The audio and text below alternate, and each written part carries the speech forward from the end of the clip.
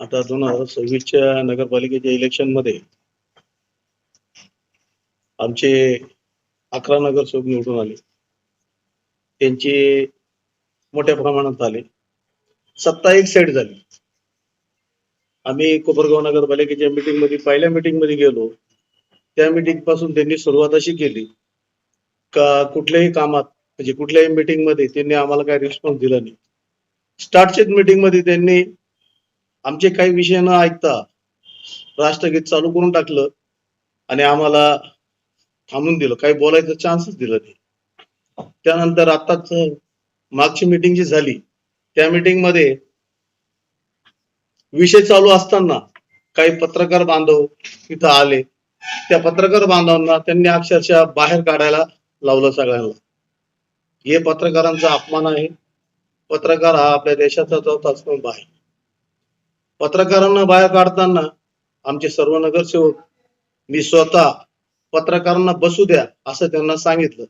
कारण नगराध्यक्ष हे सर्वस्वी जबाबदारी त्यांची असती. त्यांना आम्ही विनंती केली की पत्रकारांना बसू द्या. मात्र त्यांनी काही न ऐकता त्यांनी पत्रकारांना बाहेर काढलं.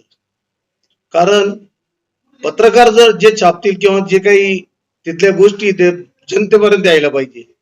त्यांना आम्ही सांगितलं की तुम्ही पत्रकारांना बाहेर काढायचं कारण काय?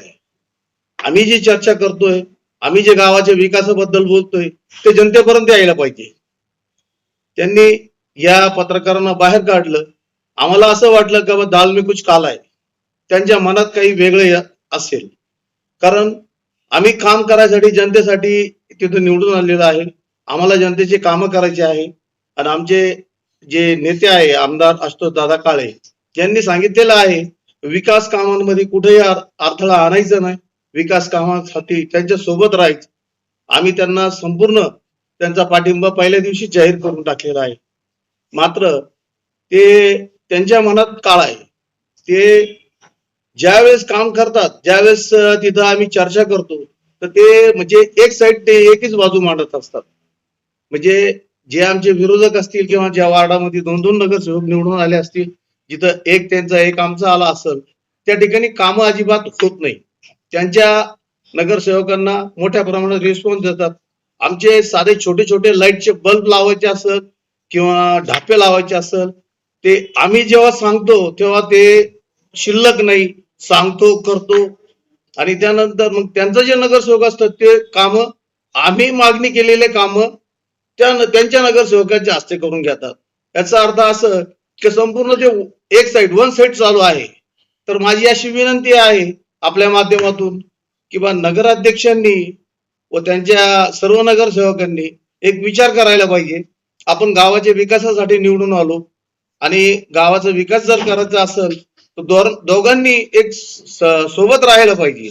मात्र ते काही हे ऐकत नाही. आजच्या मीटिंग मध्ये आज त्यांनी मीटिंग बोलवली आहे. त्या मीटिंग मध्ये आमची अशी इच्छा आहे की जितके आपले पत्रकार बांधव असतील त्यांनी बसून द्यायला पाहिजे आणि एक बाहेर टीव्ही जे मधली चलचित्र त्यांनी बाहेर एक स्क्रीन लावायला पाहिजे. जनतेने पण बघायला पाहिजे की काय मीटिंग मध्ये काय चाललेलं आहे, कोण सच्चा आणि कोण झुटा हे दिसून येईल.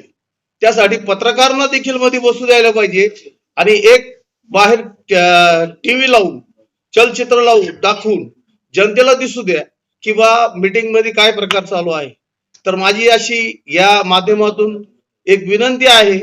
एक नगरसेवक एक पक्षप्रतोद या नात्याने किंवा नगराध्यक्षांनी कमीत कमी जनतेला कळू द्या की हे काम कोणत्या पद्धतीने चालू आहे, कोणते काम होतात किंवा कोणत्या कामाला ते अडथळा आणतात हे जनतेसमोर जाणं गरजेचं आहे. या हिशोबाने पत्रकार परिषद घेतली. आजच्या मीटिंग मध्ये सर्व पत्रकार बांधवांनी हजर राहावे मी या माध्यमातून विनंती करतो.